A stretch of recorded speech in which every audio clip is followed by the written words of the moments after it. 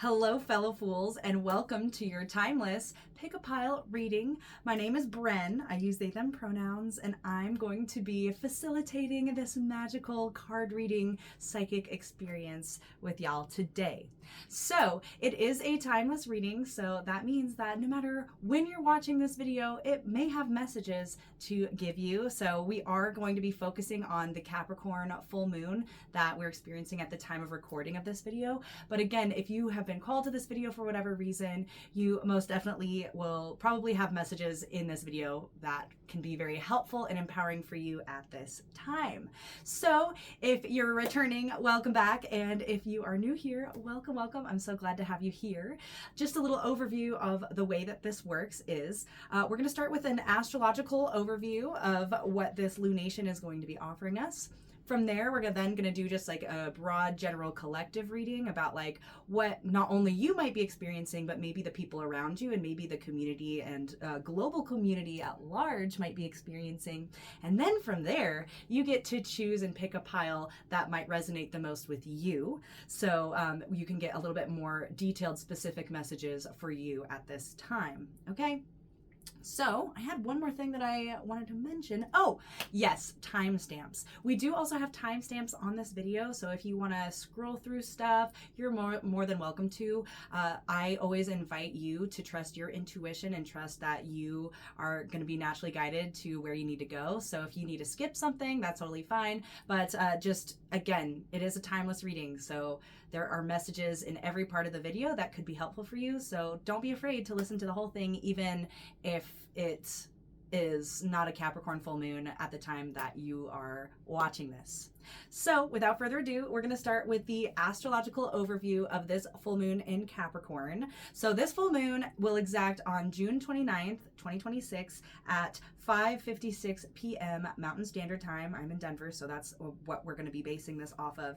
And so you might have realized I'm wearing some devil horns, and the reason why, not because I'm the devil, I definitely don't see myself as that at all, but I do, the tarot card that's associated with Capricorn is the devil. And when I think of the devil, we all have the devil that lives within us. We all have angels that live within us as well. So it's really up to us to decide, are we going to listen to the devil that's on our shoulder, or are we going to listen to the angel? And sometimes it's fun to listen to the devil. You know, the devil's not always bad. That's about indulgence. It's about enjoyment. It's about living life, and a human life at that. You know, we're gonna have things that we're enticed by. Some things can include like food, money, relationships. All those things can be an indulgence or something that we're attracted to, or even vices like alcohol and other things.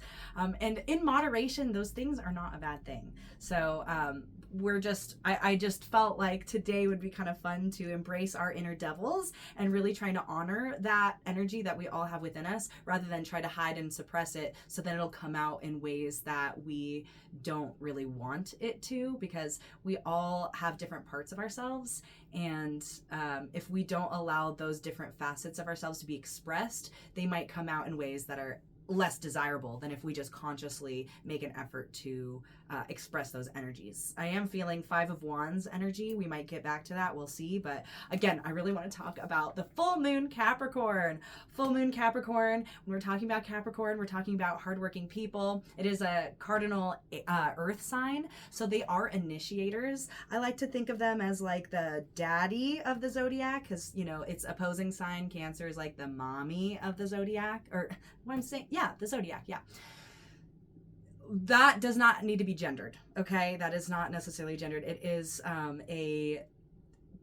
it's still Pride Month at the time of recording this. Obviously, I am trans, I'm very queer, I love to embrace that. So when I'm really talking about masculine energies, I'm really talking about active energies. And if I say feminine energies, we're really talking about receptive.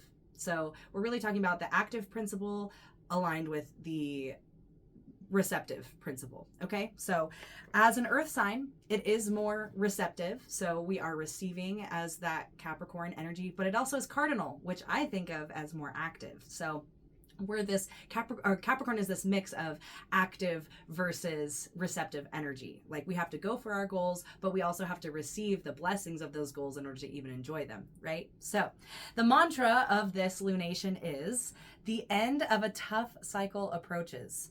Whew, that's a relief to me personally. Hopefully it's a relief to you, but it does seem like in the last 6 months we've been building something, and now this is the climax where hopefully, you know, the building is the active principle. So we've been maybe initiating things, especially when it comes to earthly matters, because it is an earth sign. So building your finances, or building, literally, you could be literally physically building something. Maybe you're building a house, maybe you're building a shelter of some kind, or some sort of structure.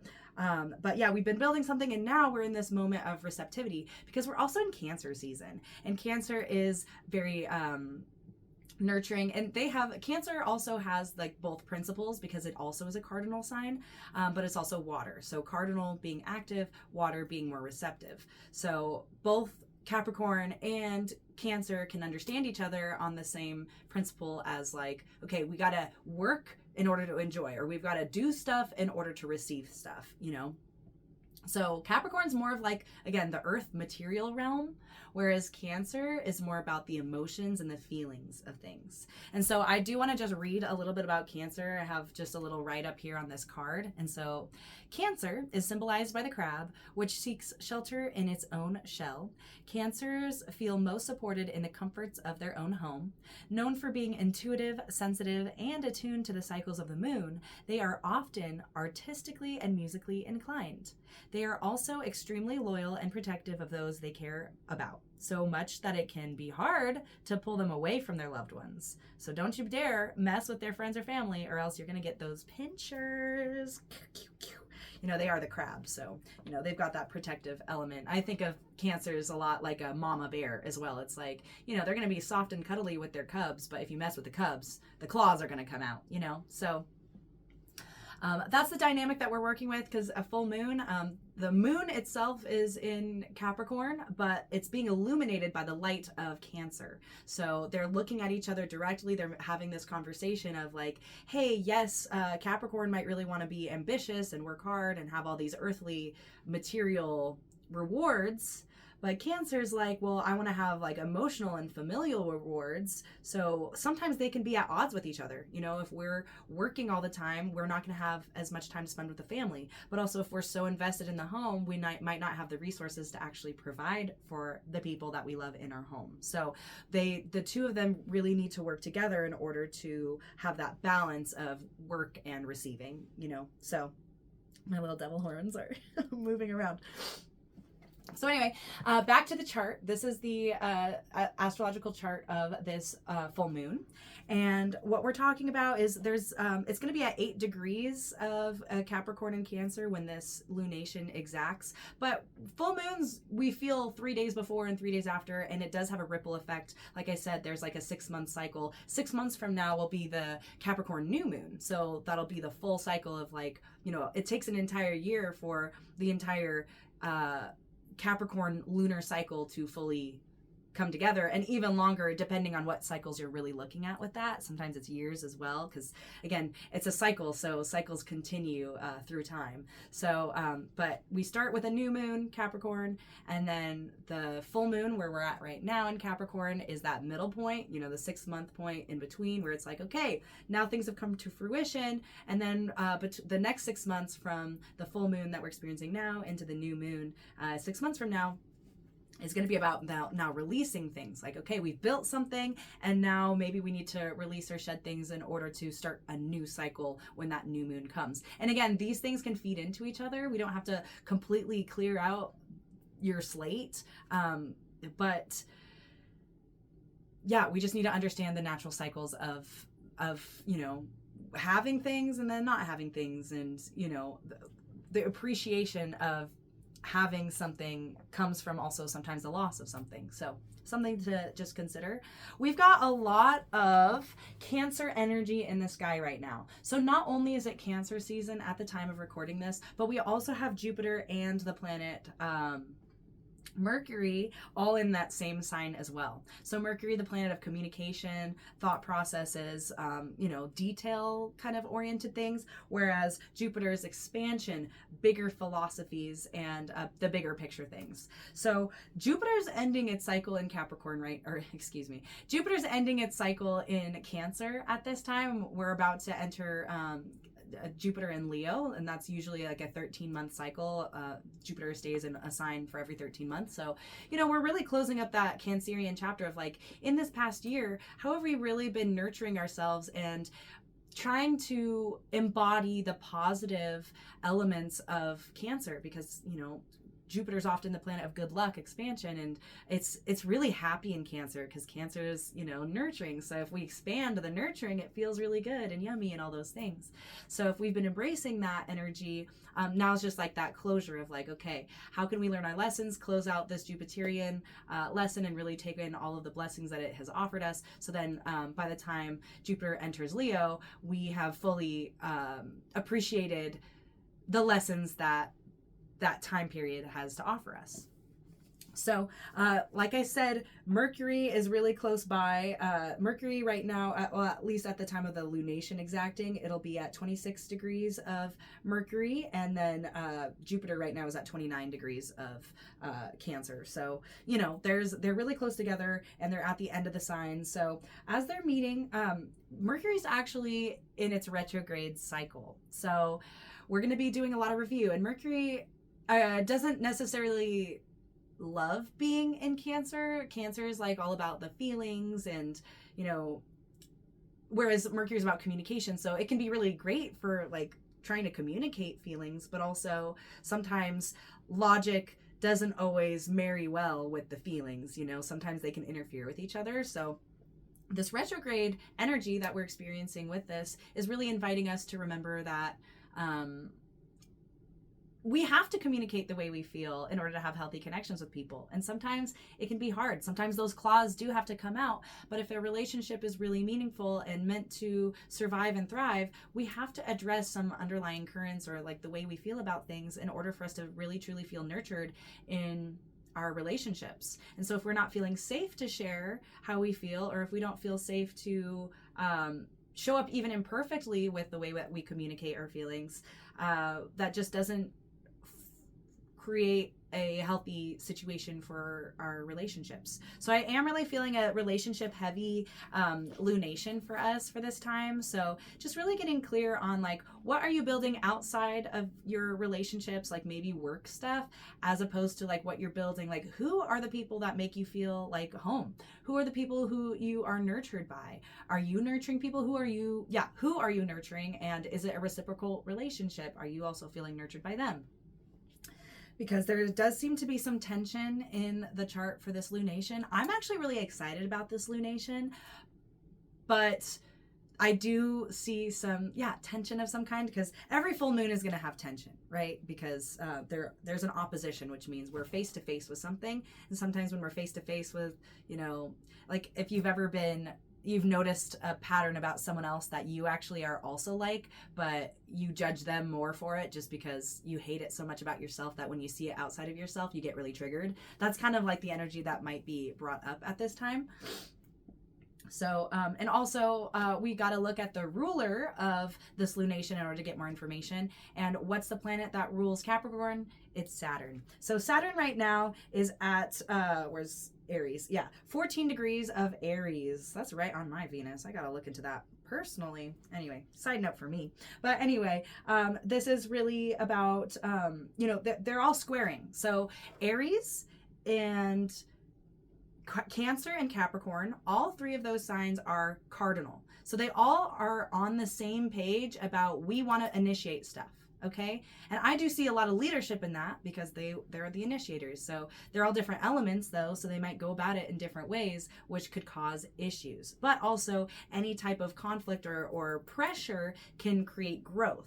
So Aries is the fire cardinal sign, wanting to initiate things in a very passionate and like driven way. Well, Whereas Capricorn wants to initiate things that it can be tried and true over time because it's Earth. It's like, okay, we've got to be practical. Whereas Cancer is like an initiator within emotions. So when all of those are mixing together, they can, again, butt heads on like, okay, we all want to start something, but are we all honoring the different elements of starting through the gut and also starting through the logic and then also starting something through your emotions, you know?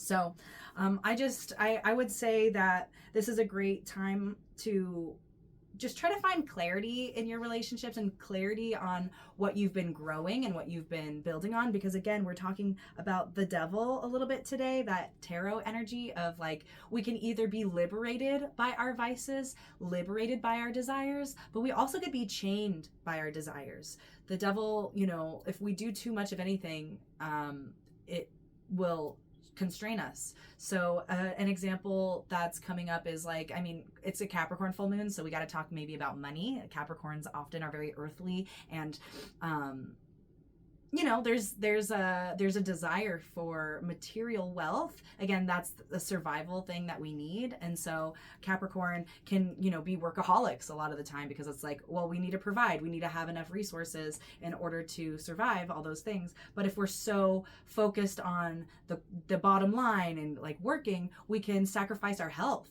or we can sacrifice our relationships or families. So we just want to really take into consideration the balance that we have and not overindulging in whatever vices we have, whether that's workaholicism or trying to eat the full cake instead of just a slice, you know. That's what's coming up. And I do see us needing to lean a little bit more into the Capricorn energy this lunation, because we just have so much energy in Cancer. Like, we are feeling a lot of things, and so in order for us to get it just will be really helpful to get practical about our emotions. We want to be curious about our emotions rather than judgmental. So definitely, if you're feeling big feelings about something, let that flow. You know, we don't want to trap those emotions because you know, then that is what ends up turning into health issues sometimes, or ruptures in relationships. But also, we need to have a practical plan in order for us to not stay in that emotional mess sometimes, because we got to feel our feelings, but also we need to have boundaries with how much we actually do feel something. Because if we are, for example, going through a breakup, we might feel really sad about it, but if we're just on our couch crying for weeks about it, you're not actually healing and moving forward. You know, you gotta feel your feels and definitely like mourn the loss of that relationship. Now we're losing the ears. Maybe we gotta let it go, you know. We just gotta also move forward. We gotta respect that, yes, feel our feelings, but also we've got to move on. And we want more aligned love or more aligned whatever. So the only way you can do that is by letting something go in order to go after something more desirable. Okay, so feel your feelings, but just don't live there. Capricorn also, sometimes, have you ever had plans and been like, oh my gosh, I really don't want to go, but I already agreed, so I'm just gonna go. And then you go, and then it's like, I'm so glad I went. That's kind of the energy that I'm feeling for this full moon for us. It's like, sometimes we don't want to, you know, organize our finances. Sometimes we don't want to do, you know, the things that we have to do, like clean the house even. But once we do, we're like, oh my gosh, I feel so much better. So just know that relief isn't going to be in wallowing. You know, feel your feelings, but it's not the same thing to feel your feelings and then also just wallow. There's boundaries there. I'm definitely feeling boundaries energy. I mean, we are, again, this lunation's ruled by Saturn, the planet of structure and things like that. So definitely have boundaries, and also just be aware that what we've also got going on in Aries is Neptune. Neptune is the planet of illusions and dreams as well. So dreams can either be a fantasy come true, or it could be an utter and total nightmare. So this is really about not getting too stuck in it's either this or that, the black and white of things. It's really going to be about, okay, yes, I'm feeling an extreme right now, but that might not be the full truth. I don't think I'm seeing the big picture because I'm being very overwhelmed with my emotions. So I'm going to wait until that settles in order for me to logically move forward with something a little bit more structured. So just know that the dream and the nightmare are very similar. So just be aware of the roller coaster of life. Like, whatever comes up has to come down, and whatever comes down has to come up. So just ride the wave in the best ways that you can, and don't be afraid to be vulnerable. Your vulnerability is your strength. And, you know, if a really, I'm really feeling really big, strong relationship emphasis. It could be especially like familial relationships, or like your relationship with how you perceive your family or how you perceive your caregivers as you grew up. And now, you know, this is you deciding like, okay, from where I came from, where am I going to go from there? Because if you're watching this, you should be an adult. And if you're an adult, you're responsible for your life and your actions. You can't forever blame those who came before you for all of your problems, especially as an adult. It's like, yeah, sometimes our caregivers traumatized us. Sometimes we are victims of terrible things that have happened to us. That being said, we don't want to live there because that's not empowering for us. We don't want to live in this victim mindset, because if we live there, we can't be empowered or have you know, there's this thing called like hopelessness. Obviously you probably know what that is, but in psychology they've done a lot of rat studies where they trained rats to be helpless, and once they're trained to be helpless, they don't even when there are solutions, those helpless rats they can't even problem solve because they are already in the mindset of helplessness. So even if there are solutions, they're stuck. So we really want to break free and liberate. Like, liberation is such a big key word for this lunation. I'm feeling like Juneteenth just passed, which is an American holiday all about liberating and emancipating slaves. And so we are liberating ourselves, and also it's Pride Month, liberating our, you know, allowing ourselves to be different and allowing ourselves to be free. And so just reminding yourself that, you know, you might have been a victim in the past, you might still be a victim in certain ways, but that doesn't mean that you're helpless forever, and that doesn't mean that you don't have certain free wills or capacity to lift yourself up and have hope for a better future. Because without hope, we're just living in helplessness, which is not a great place to live. So really try to think of whatever is going through, whatever you're moving through, especially in the next 6 days. Think about, okay, I'm in this situation. How can I empower myself through it? Are you having a hard conversation? You know, that can be really hard and overwhelming, but also you can feel liberated by, you know, at least you have that conversation, and however that other person reacts, then at least you know, then at least everything's out in the open. So, you know, you might not get a resolve that you were looking for, but at least you know where that person's at, and you know how to move forward around that. Because not everyone's going to receive your feedback or things in a way that you like. And so, if they're not ready, you know, sometimes we grow apart from people, but also sometimes we grow back together. So I feel like too, sometimes certain relationships are going to require some space in order for you to feel safer in that connection if you do decide to come back together. But also sometimes we need to liberate ourselves from certain people in order for us to feel less helpless. Because sometimes when we're around helpless people, we become helpless too. So definitely remember that you become the people that you hang around. So just make sure you're hanging around people who do feel nurturing and who are supportive of your journey in a way that feels healthy, and also keeping you accountable, because, you know, those are true friends. We don't want people pleasers in our life all the time, because then we just become, who's going to keep us in check, right? If, you know, people who truly love you will have harder conversations with you and also call you out on your BS. So, that might be triggering for sure, but also that's something to be grateful for, because those are people who really care about the relationship and care about your you leveling up and you becoming the best that you can be. Okay? So that's the overview of the Capricorn full moon that we're experiencing. Now we're going to move into the collective reading of the day. So again, the mantra of this full moon is the end of a tough cycle approaches. That's the full moon in Capricorn wisdom from the Moonology deck. And so just really try to see like what endings are coming that are actually really blessings. You know, it's not always easy to let go of something, but dang, sometimes it's so liberating. So we've got a couple decks that we're going to be working. Excuse me, I've got some burps going on here. Let me just take a sip of tea. Wonderful. We've got a couple decks that we're going to be working with today. We have the traditional Rider-Waite tarot deck. So it looks like, here's an example. It's from this Rider-Waite tarot. And both of these decks I recently got at the thrift store. So I don't know what energies they have in them, but I'm really excited to work with them. I love the classic Rider-Waite tarot deck. So really excited to work with that one today. Can't go wrong with a classic.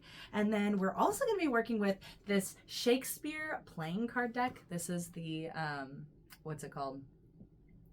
The box. And the card on the back is the Queen of Hearts, and it's Cleopatra, which I think is really cool because Queen of Hearts is someone who really can feel into things, and I think that's maybe the energy of this deck. It'll be, you know, using our authority. A queen is an authority figure in order to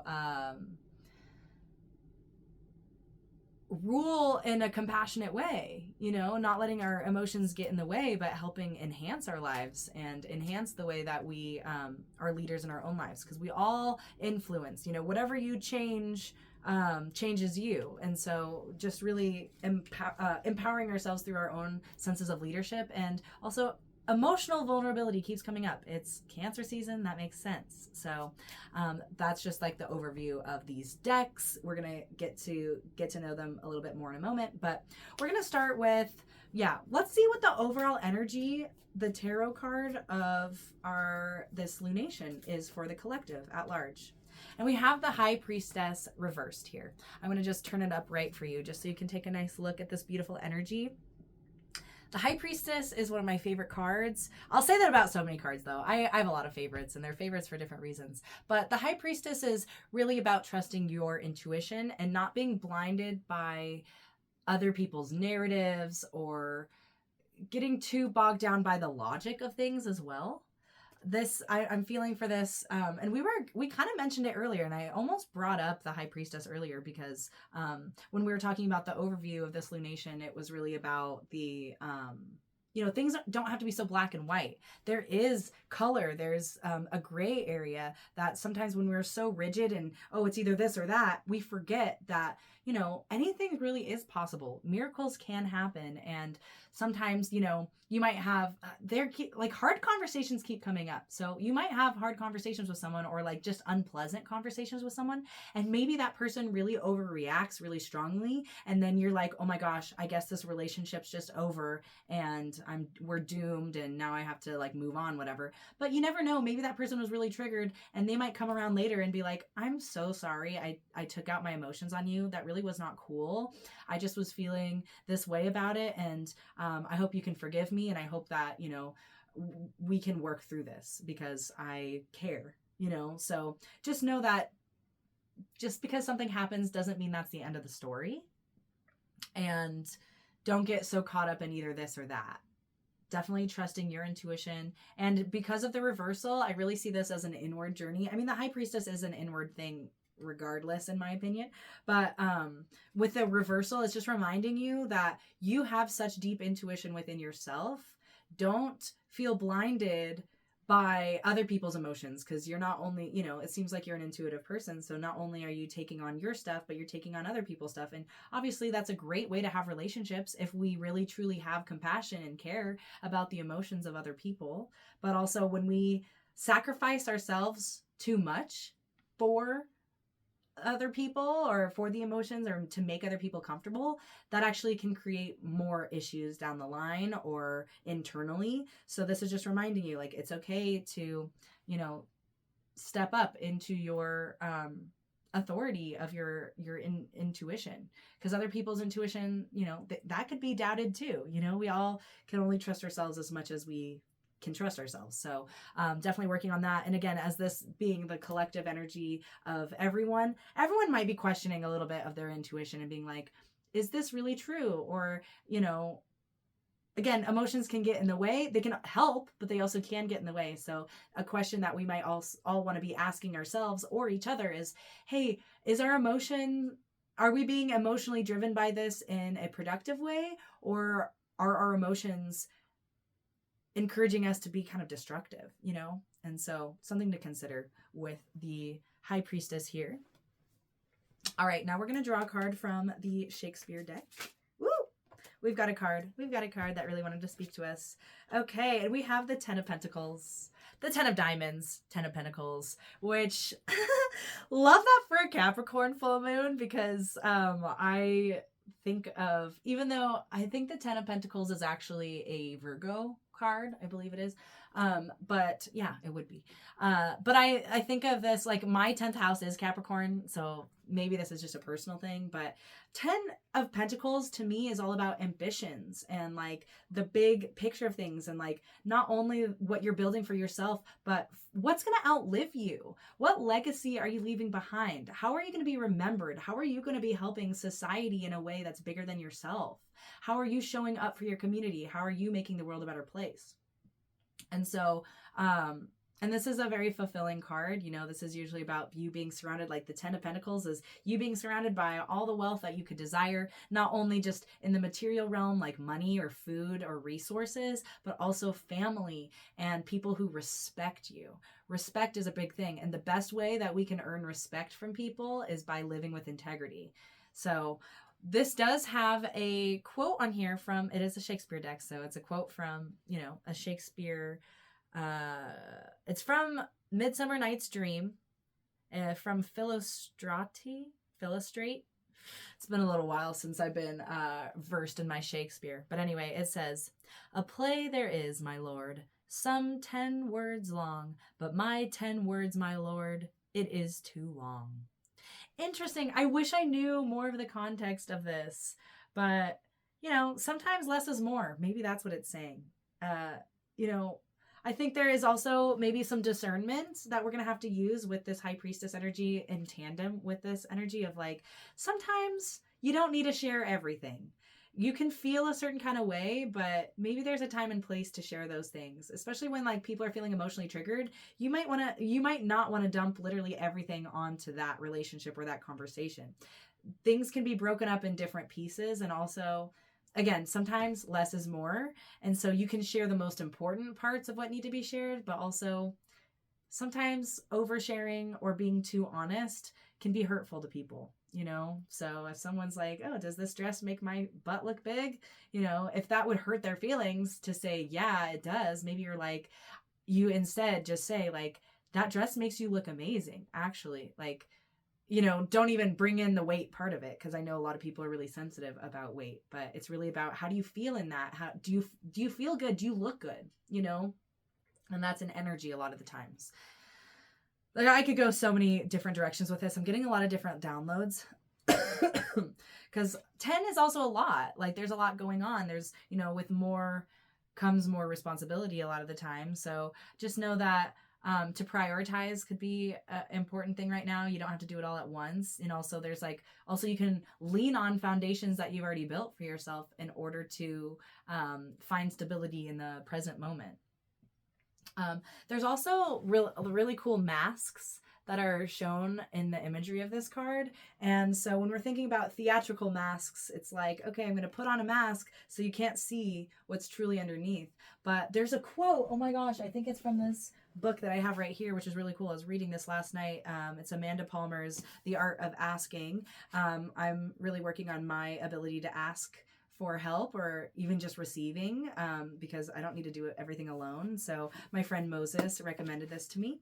And last night I was reading it, and there's a really cool quote about masks that I think is really relevant. And it says on page 39, sometimes the mask is the tool that lets you get at the truth.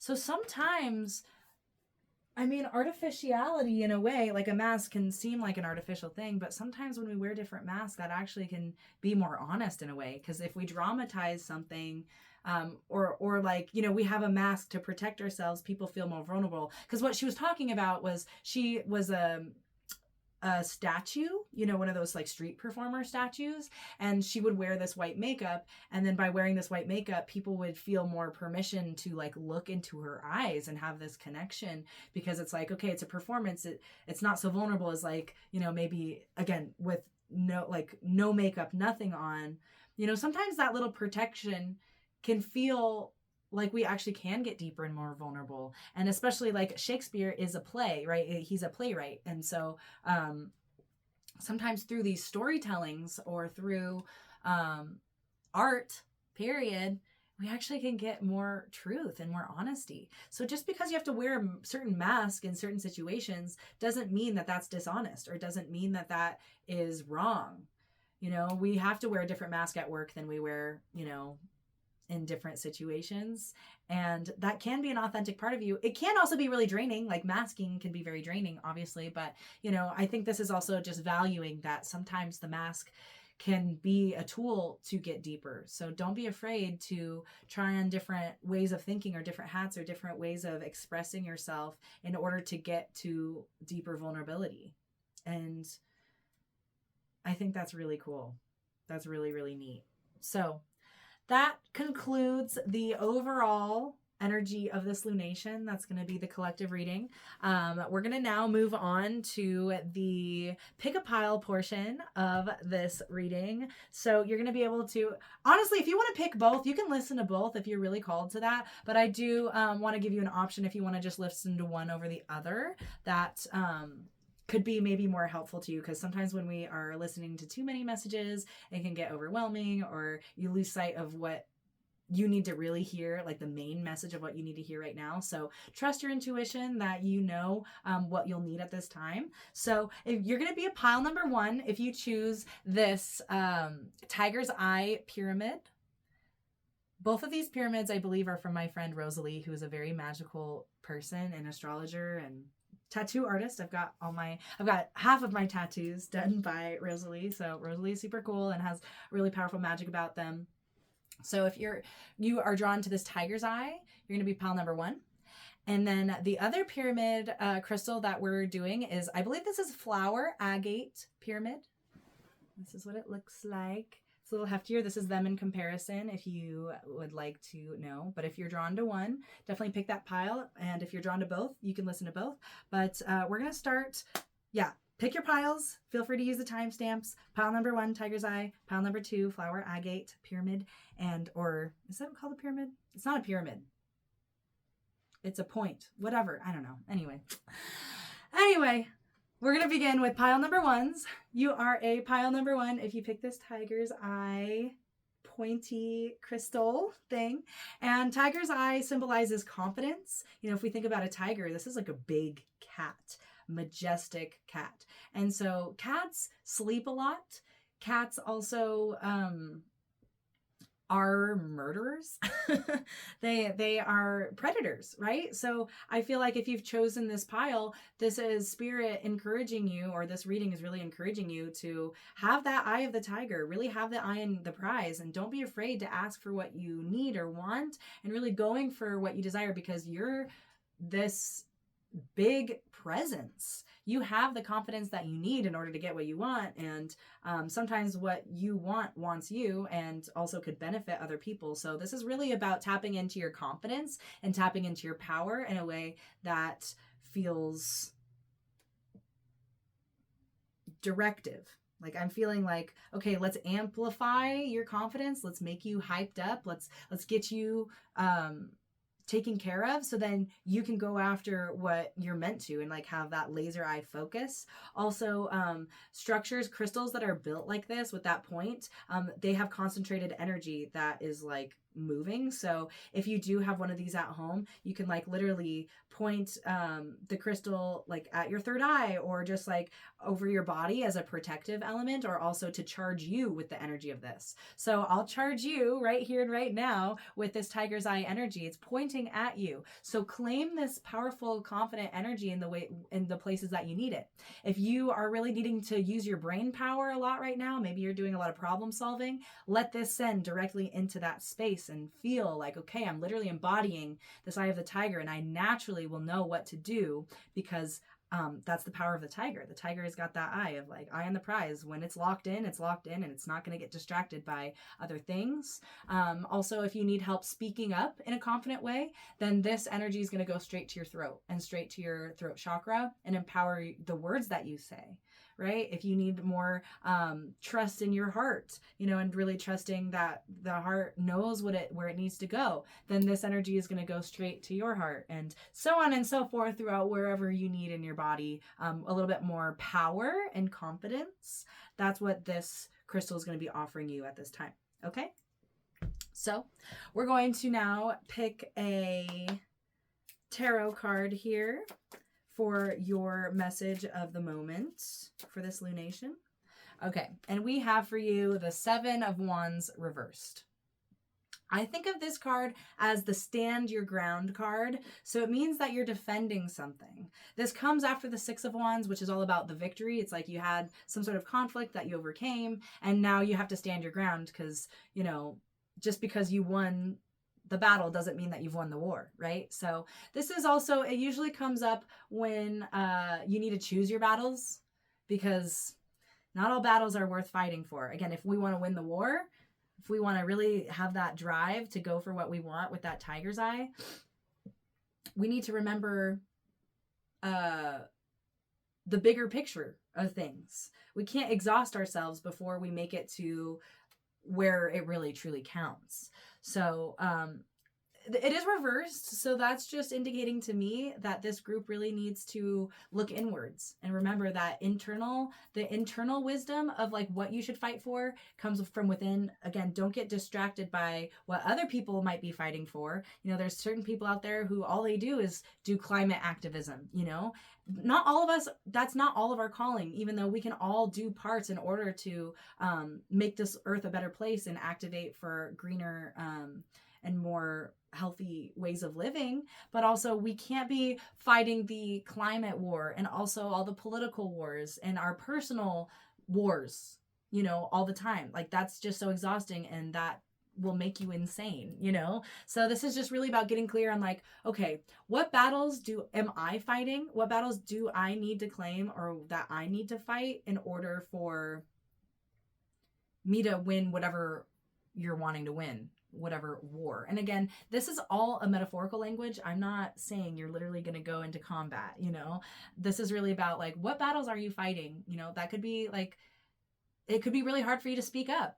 You know, it could be really hard for you to make your needs known to people because you just want to really make other people happy. But, you know, this is saying that whatever you need to fight for is worth fighting for. So you need to stand your ground and you need to defend that, because once you choose your battle, you need to fight tooth and nail for that thing because it's worth fighting for. So through the next 6 days, especially, get really clear on like, okay, I have the confidence, I have what I need in order to advocate for what I believe in. And I need to pace myself in a way that I can actually overcome this thing rather than getting burnt out and, succumbing to that exhaustion. It is also very blue.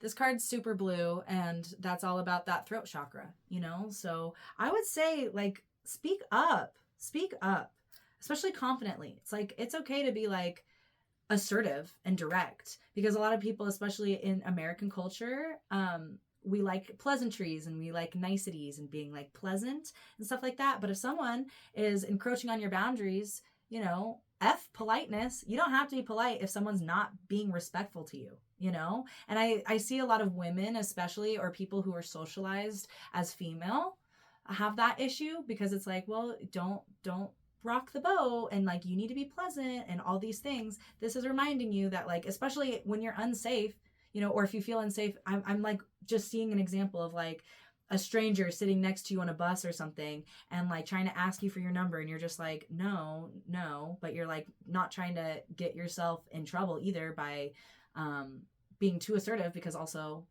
sometimes people punish people for saying no, you know. But this is reminding you that like your voice is powerful, and you setting those boundaries, especially early and often, will protect you down the line as well. So don't be afraid to be gross. Don't be afraid to be direct. Don't be afraid to set a firm boundary, even more than once, especially if someone's not listening, in order for you to have protection that you need, you know? So don't be afraid to advocate for yourself, because you need it at this time, and not everyone's there's not always gonna be an ally around to advocate for you. You've got to sometimes do it yourself.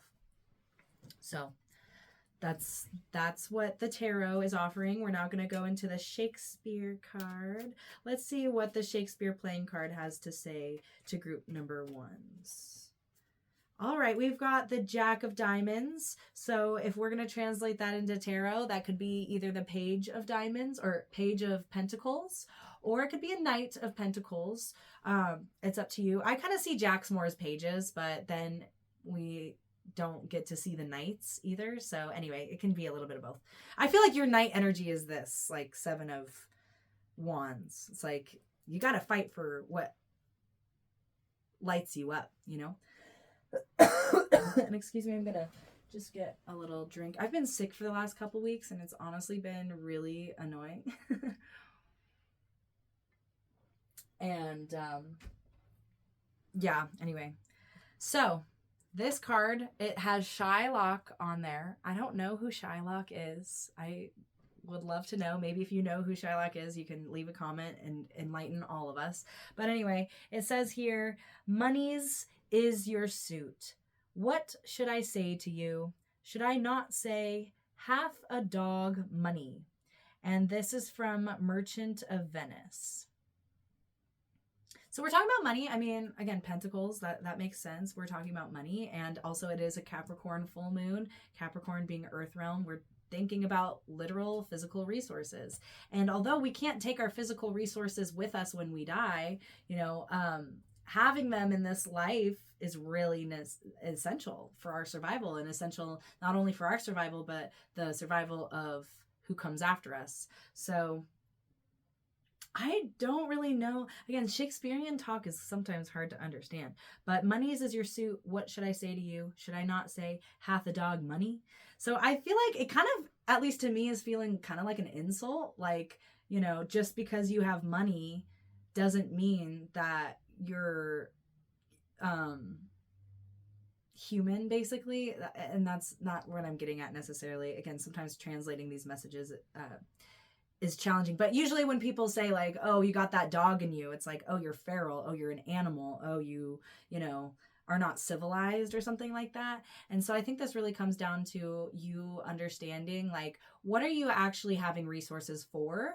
Are you being conscious about like what how you're using your resources and where you're investing that, as opposed to just taking it in because it's survival, you know, or like feeling greedy about it because of survival.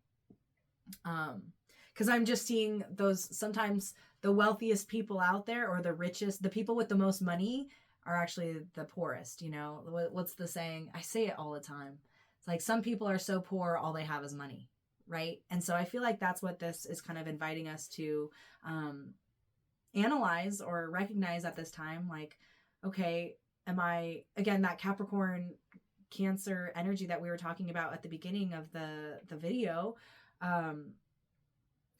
working yourself to death, you know, that's no way to live. You know, we do need resources in order to live, but also, are we using those resources to also enhance our lives? You know, it's not all work. We're not supposed to be working all the time. We're not supposed to just be accumulating all the time. We also need to be giving and receiving and enjoying. Sometimes, yes, it's important to save money. We've got to do that in order to have security. But also, if we never indulge in, you know, treating yourself to an experience or a nice meal, then what is life really worth living, you know? So Jacks, again, like pages, it's about, they're the learners of the tarot. And so it's okay to make mistakes. It's okay to shift your mindset. It's okay to change your mind about what you value. This is a recalibration card I'm really feeling for you. It's like, are you spending money out of fear? Are you overspending? You know, this also could be reeling it in. It's like, you know, sometimes it's not always like you're hoarding too much. It's also like maybe you're spending too much, and it's like you're just living like an animal. Like, why don't we really tap into our higher education and like really being thoughtful about our resources? Because also, resources aren't just money. Resources is also your time. It's your energy. And so if you're spending a lot of energy on, you know, people that are not nourishing you, you're just hemorrhaging resources, you know? So you've got to have boundaries. But also just remember that the more you know about money, the more that you have of it. And again, this is also just resources as well. Like, really, money at the end of the day is worthless. It just can afford you things that can be survival. It could pay for your shelter. It could pay for your food, right? So, but maybe you can cut out the middleman of money altogether and be like, okay, well, I actually want to start a garden because I don't want to be spending money on crops or, you know, whatever that, you know, I want to have my own source of wealth, and food is wealth. So just really recognizing what wealth you have, and that not everything is afforded through money, although it is important as well. I do see just like two sides of the coin. It's like, I think for some of us, we are going to need to focus more on the money aspect of it. And some of us, we really need to pull away from the money aspect of it and be like, well, what is of true value though? Because money at the end of the day is like a piece of paper or just a number that then signifies meaning, you know, of something else that actually is of value. And this also can come up when maybe your values are changing, or your values are just changing or different from the people around you. Some people might really want to invest their money in going to concerts and stuff, but that would be a waste of money for you, because you get overwhelmed in crowds and that just gives you anxiety and drains you, you know? So don't be investing in things that aren't worthwhile for you, you know? So that's what Shylock seems to be offering. And just in tandem, in tandem with that, you know, 7 of Wands reversed, really fight for what you actually value. That's the thing, you know, you're not going to fight for getting a really expensive ticket to a concert if that's not something you care about or value, you know? So just really get clear on what's worth fighting for, especially when it comes to your resources and what you value. And don't be afraid to make mistakes, and don't be afraid to change your mind. Don't be afraid to learn more. I would also say there's like a lot of free programs. I just started a free program online about like educating me about like Roth IRAs and things like that. Is that fun for me? No. But the more, again, that you know about money, and the more that you start earlier about like really getting clear on what is of true value to you, the more that can compound over time, and you can have more down the line. I'm seeing like really big picture thing. It's like, yes, we're in the now, but also we need to zoom out in the bigger picture of our big picture legacies that we're leaving behind.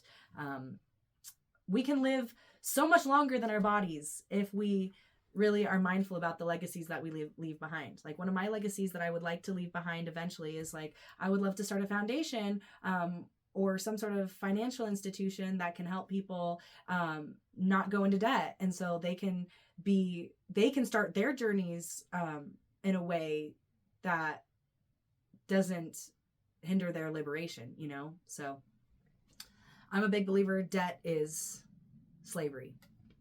I mean, certain debts can be fine. I mean, I have a mortgage, that's debt, but also that's building to a liberation of another kind. So I don't have to pay into renting. And so then that money just disappears. You know, I'm investing in a home that will serve me through time, you know? So yes, that's what I have for that. And we're going to end this reading with one more card. We have here special Bren cards. This is the Bren deck. And this is going to be our good luck message that's going to come through for this group. So what's just going to offer you a little bit of good luck at this time, a little bit of encouragement, because I always want my clients to leave empowered, even if there are harder or less pleasant messages that come up. So we've got here, this is a new card that we have. This is a playing card deck, and there's a bunch of horses pulling a carriage of some kind. And on the back here, it's a Queen of Diamonds. So again, more earth realm stuff. We're really trying to get grounded in nature, earth, all those things. And what I'm seeing here, there's so many horses, and horses symbolize power. Because we literally measure the power of a car through horsepower, right? Like how far can it go, and things like that. It's also the year of the fire horse. So we're in this energy already of really appreciating like, what are the lessons that we can learn from animals around us? What are the lessons we can learn from nature around us? Because we are nature. And sometimes when we integrate too much into quote unquote civilized society, we lose sight of the bigger picture of how we're all on the same planet. We're all breathing the same air. We're all drinking the same water. We're all eating, maybe not the same foods necessarily, but from the same, earth. So this is just reminding you like of your power. I really feel like, and it takes more than one, we are all more powerful in community. So I do feel like this is reminding you that you are not alone, and your good luck is just recognizing that sometimes it's good to ask for help and do your role, but you don't need to do the role of all of the horses. You know, they're all working together.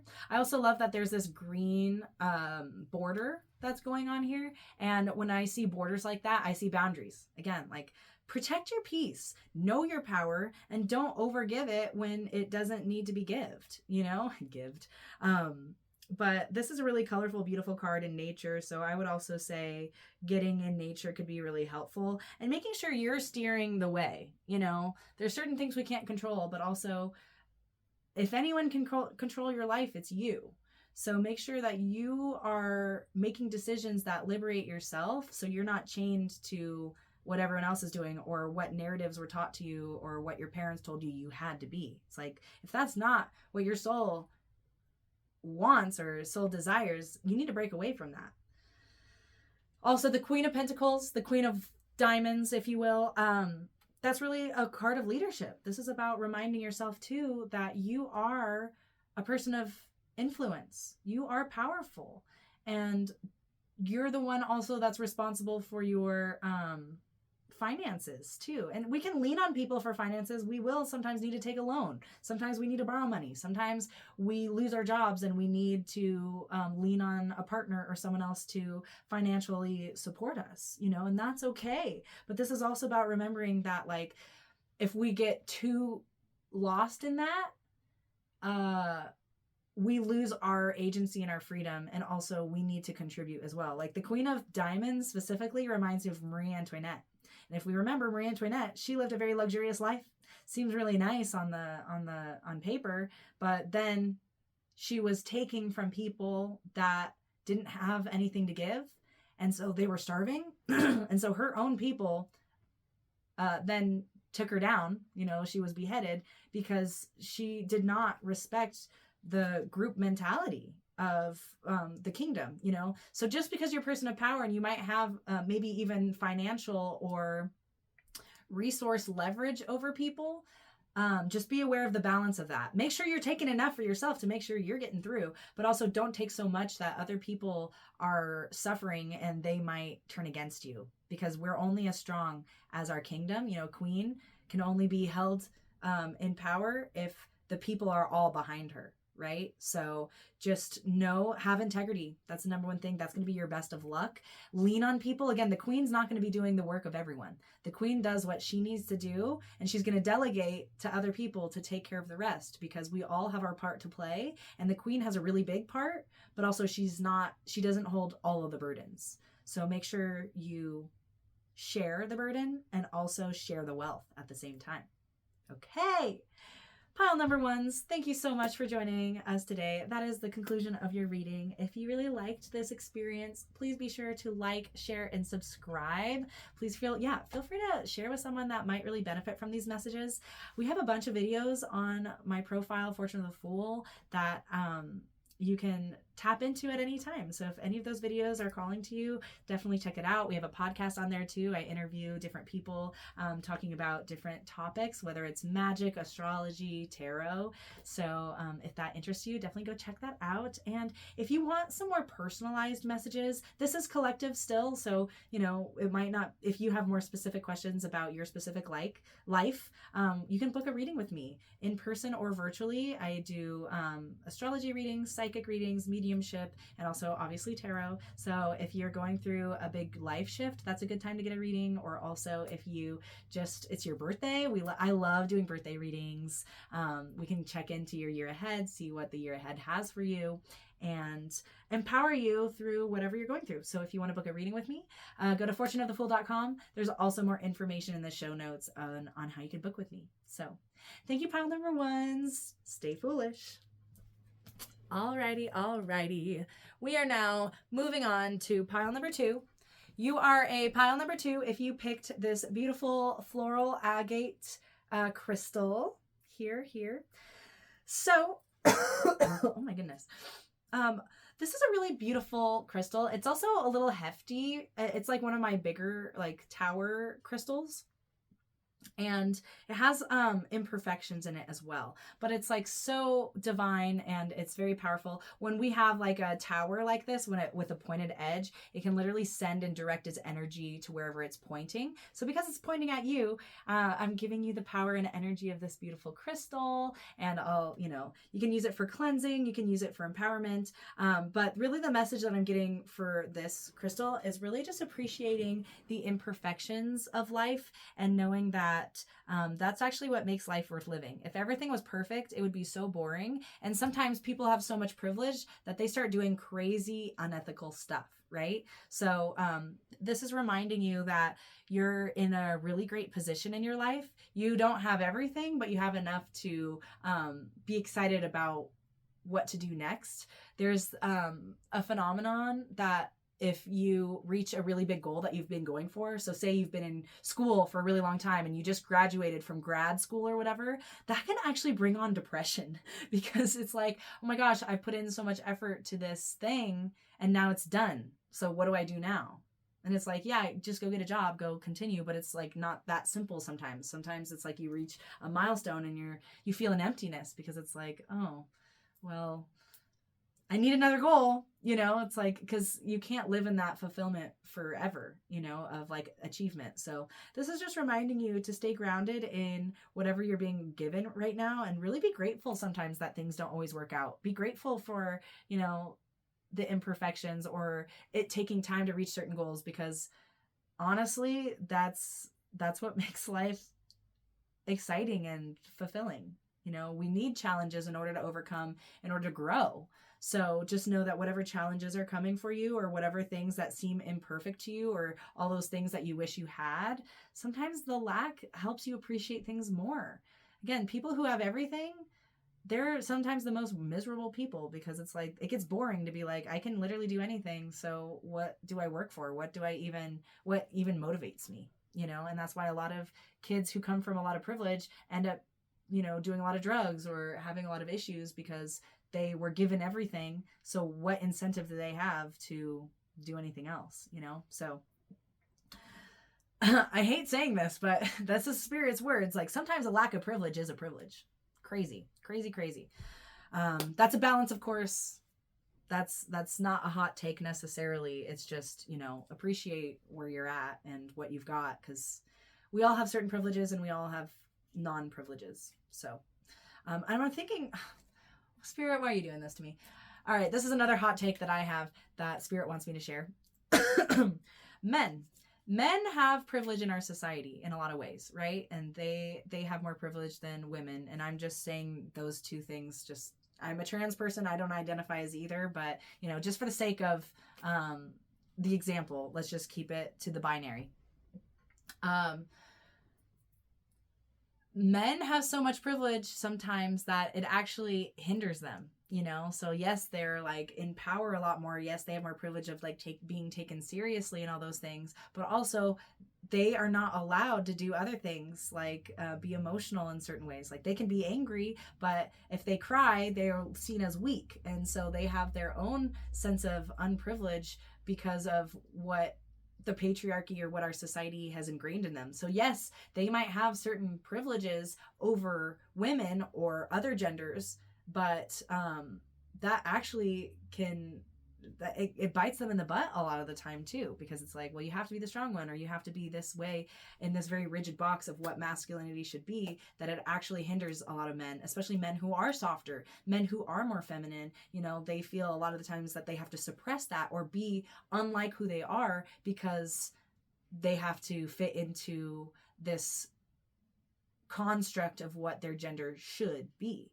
So again, that goes both ways, obviously, again, I'm acknowledging that they do have privileges as well, but we have to also acknowledge that sometimes certain benefits can actually be a problem. So maybe this is Spirit's way of inviting all of us in pile number 2 to recognize, like, what privileges do we have? And are we using it to its full capacity? Are we using our privilege as actually a detriment to us?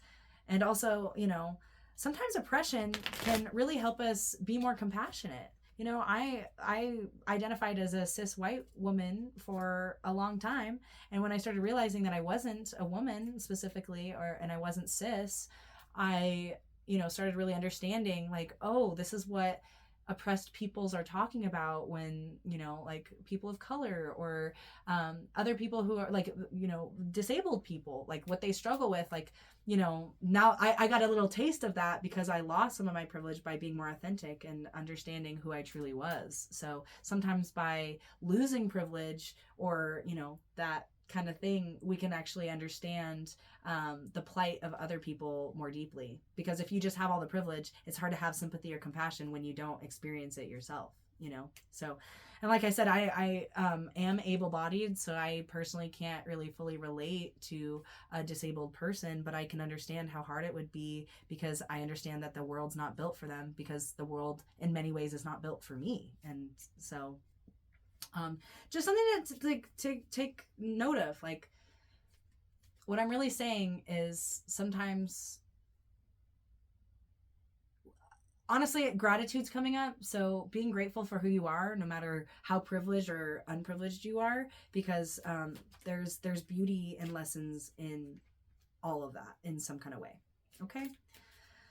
I feel like that could have triggered some people, but again, triggers can be really important to learn more. It's like, what's the root of that trigger? Why is it coming from that? Because a lot of people get defensive, like, well, why are you advocating for men? A lot of people are like, I hate men, whatever. And I'm like, if you hate men, you're just as bad as the men who hate women or other people. I understand why. And also, that's just the other side of the coin, instead of meeting in the middle of, like, how can we empower everyone? Because if we're just trying to bring other people down or pointing the finger at other people, we're not acknowledging the power that lies within us, and trying to actually make things more equitable. We're just trying to tear other people down to then get ourselves up. There's a balance with that. So, all right. The card that we have for pile number 2s is the 9 of Wands here. All right. This is the card of resilience, okay? So it seems like you've been working really hard for something, maybe a passion project. Maybe you've just been grinding. It's been working. And this is reminding you that you're coming close to the end. The end of a hard cycle approaches, right? That's the whole mantra of this. So I think this is a really lovely message for us to just remember that, like, hey, the battle's not over yet, or like whatever our strife, whatever our hardship is, it's not over yet, but we're really close and we've been doing the work.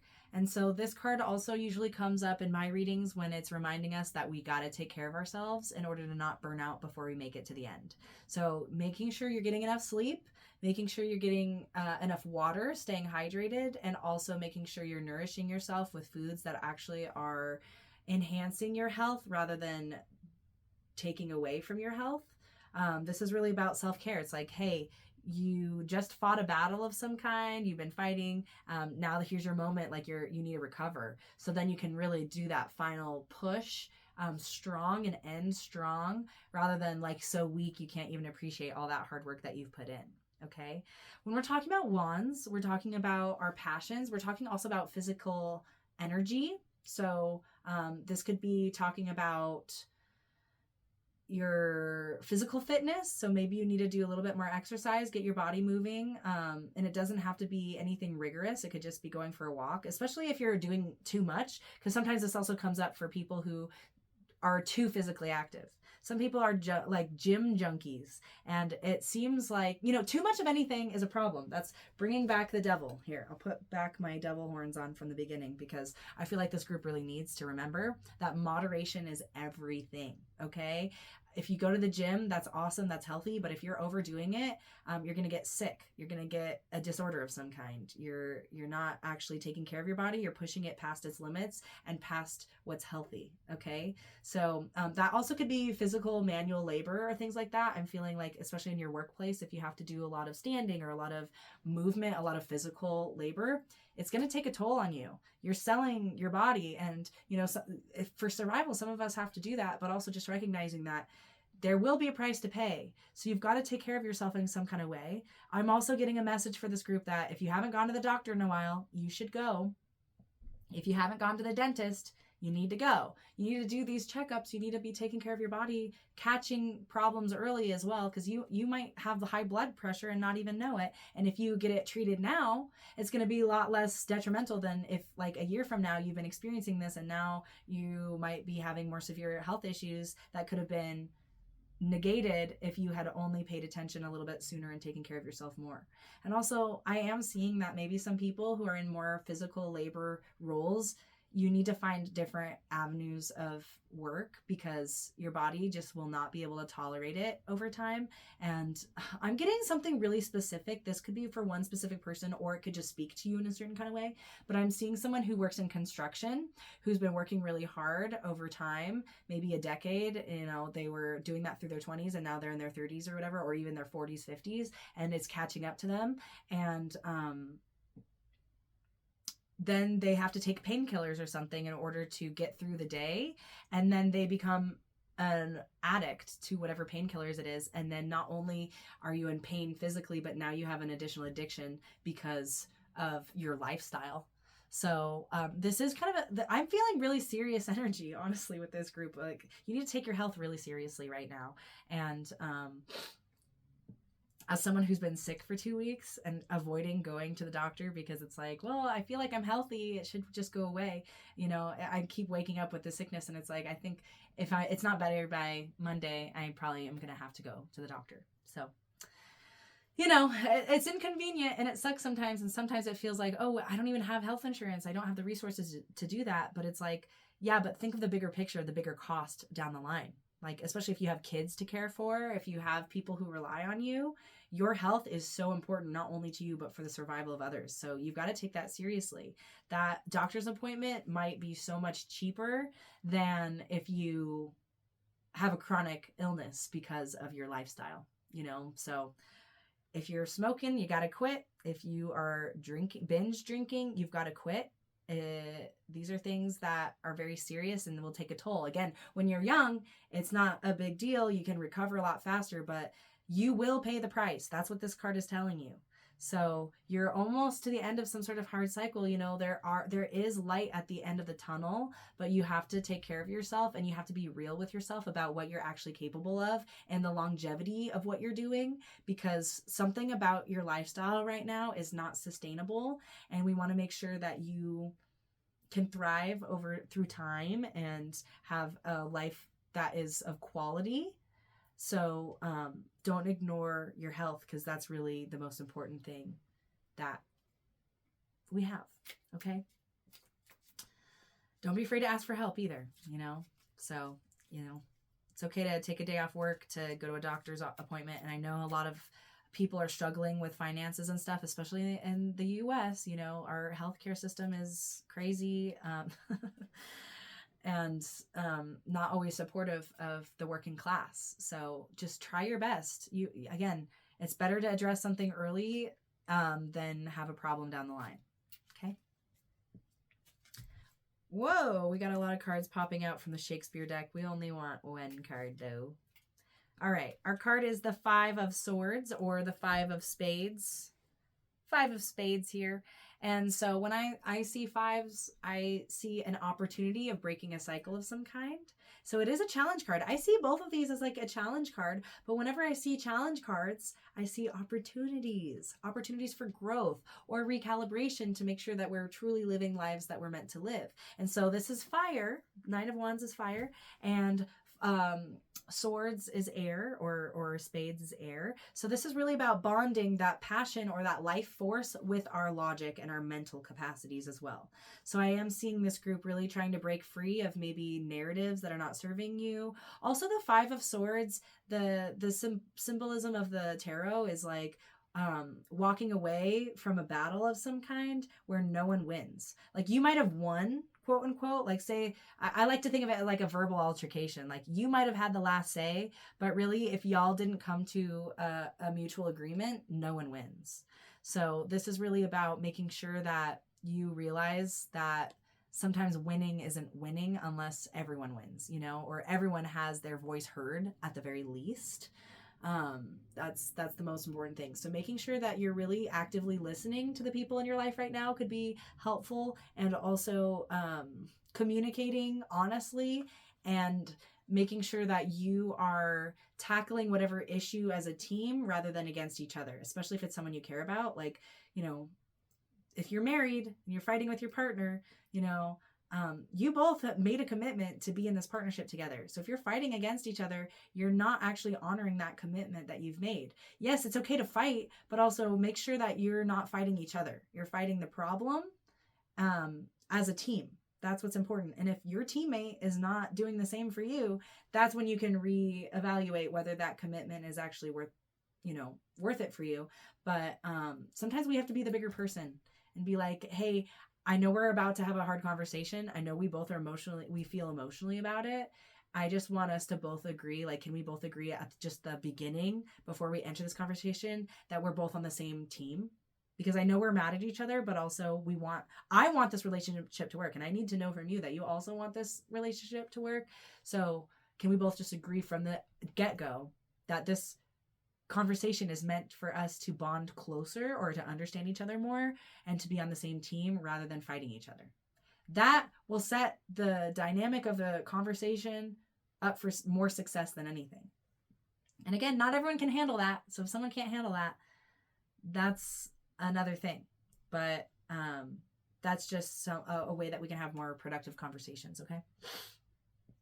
So this card says, 5 have I slain today instead of him. A horse, my kingdom for a horse. This is from Richard III. 5 have I slain today instead of him. A horse, my kingdom for a horse. Okay. I don't know the context of that, so I'm not going to pretend like I do. But what I'm feeling from this is that I feel like a sacrifice might need to be made.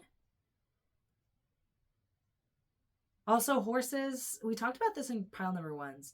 Pile number 1's like good luck charm was like the horse. Or a good luck message had to do with horses. And horses to me symbolize power, and it is the year of the fire horse, so fire, you know. So I feel like this is about like really making sure that you're using the power of your voice, especially for productive means. Literally what I just said, but really also about like, you know, words can also be sharp, and you can't take back certain things that you say. So don't slay, slay, obviously, but don't slay things that you don't want to kill. You know, if you want to preserve a relationship, don't say something out of emotion that will kill a relationship. Even if you're feeling like you need to get back at that person or whatever, because again, some things you just really can't take back. There's a really profound power of your words. So making sure you're using that power wisely in order to maintain the things that you desire instead of killing things that you don't. So, okay, I am feeling a destructive energy from this group, and destruction is not always bad. Okay. Sometimes we need to, my favorite example of this is like demolition projects. Like sometimes we need to, like, if there's a building that was on fire or whatever, or is full of asbestos, like we don't want to preserve that building just because it's old or just because it's there. You know, sometimes we do need to demolish something in order to make room for something new or something better. So destructive energy is not always bad, but we want to really be mindful about what we're destroying in order for us to then construct something that we actually want. So don't destroy a brand new house that was just constructed for someone to live in, you know, only destruct things that need to go. And we want to preserve also buildings that are old, but maybe sometimes we just need a little maintenance, you know? So you have this destructive energy. I'm feeling the power of Mars. Mars is it can be a destructive energy. And again, destruction is not always bad, but it's when we're self-destructing or when we are destroying our bodies, when we're destroying things, that's when it can be a problem. That's, again, not destroying. Like, we want to destroy problems. We want to destroy, you know, things that are not serving us anymore. So making sure that you are aware that you have this destructive energy in you and you need to send it somewhere or else it's going to destroy you.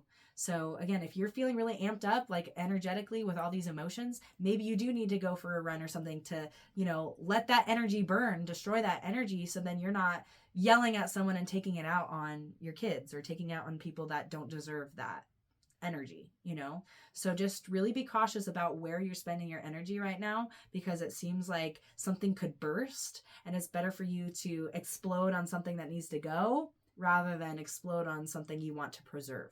Okay, I'm seeing, like, honestly, it's a cute little image that I'm seeing. Like, you're like a little video game character, like a little 8-bit character, and you're holding this bomb that's like flashing like red and black.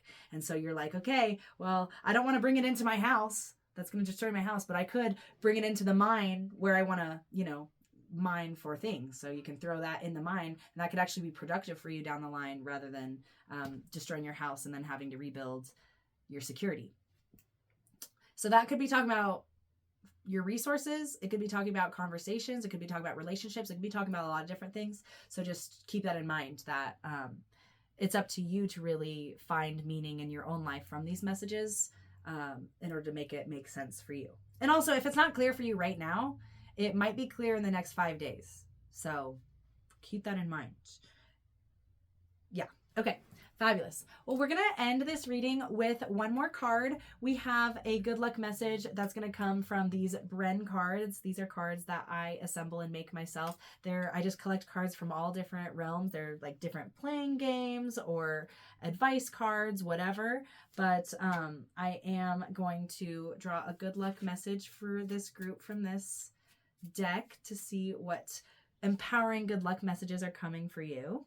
Okay, so this is the card. I'm going to read it to you. It's from a game called What Do You Meme? So it's kind of like a Cards Against Humanity game, but with memes. And so it says, when you're chilling with someone and think about how you never want to see their face ever again.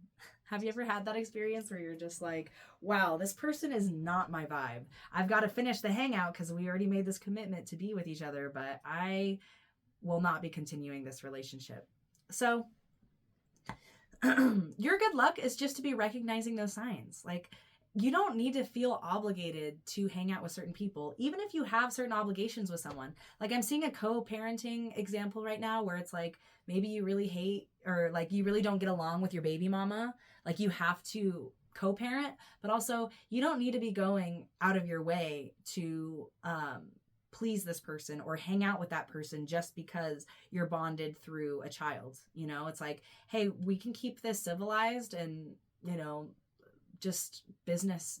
Let's just keep it a business. We don't have to always be personal. We don't always have to go deeper than that, So your good luck is really about clarifying, like, those, when you feel something, trust it. If you're on a date and you're like, they're really cute, but I don't know, there's something about them that's not ringing with me.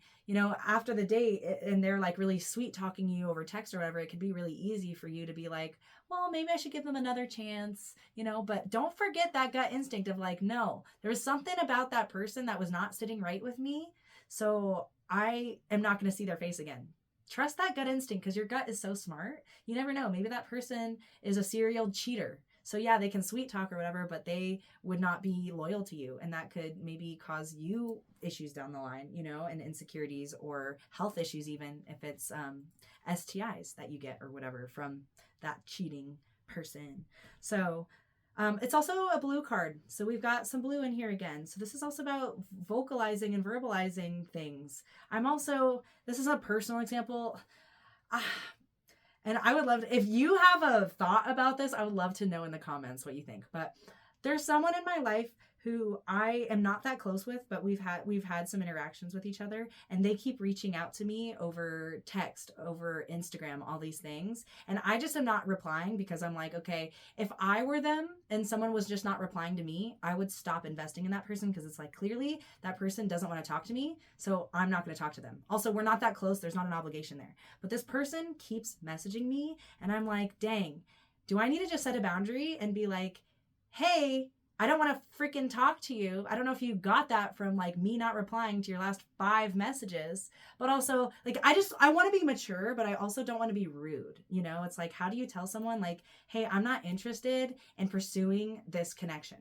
Like, I don't know you like that. I don't care to know you like that. Like, energetically, it's just not a match. Like, just because you want to be close to me doesn't mean I want that with you. But doesn't that seem so mean to be like, you know, I feel like it was kinder for me to just not reply, but also it's kind of gotten to the point where it's like, okay, well, are they just going to keep messaging me until I just say something? Also, they're a spiritual person. Like, I care about them and like I want them to thrive and all that stuff. I have a lot on my plate. I don't want to be giving more of myself than I even can. So, yeah, so maybe this is something that you might be experiencing as well, where it's like you have to balance between like, is it better to just be direct, or should you just ghost? I don't know. It's kind of hard because also I might run into that person. So it's like, dang, it's going to be so awkward if I run into them and they're going to be like, hey, have you been getting my messages or whatever? And it's like, yeah, I just haven't wanted to reply. Like, how do you do that tactfully? That's so hard, right? I don't want to hurt their feelings, but I also am like, I don't even want to waste my energy on that, you know? And again, this is not a bad person at all. It's just, I do feel drained by that person energetically. And so I don't want to invest in them because I'm just going to feel drained and I already have a lot going on. So again, I wish them the best. I just also don't want to be close to them. So just really consider like whether you need to set a boundary verbally or not. Let me know as well if you have a feeling for me, if I should say something or if I shouldn't, and how I should say it if I need to. I would really love that. So here's me asking for help as well, because I know that this seems one-sided a lot of the time because I'm the one giving the reading and things like that. And sometimes I feel like, well, I'm the one who needs to be, you know, showing up with being so wise and put together, when it's also like, I'm human too. You know, I only know these struggles and things like that because I experience them myself. So I don't want to act like I know it all because I really don't. And I need help sometimes too. So if you want to offer me support, I would love to receive that. And no obligation, of course, but I would love that. So thank you so much, pile number 2s. That is your reading for the day. If you really enjoyed this reading, please like, share, subscribe, comment as well. I'm trying to make this more of a community space. So feel free to share any insights that you got or just what you experienced through this reading. And if you have any questions, you can also comment. If you want a personalized reading, if you want to get into some more specifics for you and your birth chart, please book a reading with me. I love one-on-ones. I do virtual and in-person readings. So if you would like to book a reading with me, there's info in the show notes, but you can also visit fortuneofthefool.com on how to book with me. In person is definitely the best because we can really share more energies that way. It just can get deeper, but you know, you can get a lot of value out of a virtual reading as well. So if you're not in the Denver metro area, don't worry, you can always book with me virtually. So that's what I have for you, my friends. Thank you so much. Happy Capricorn full moon and stay foolish.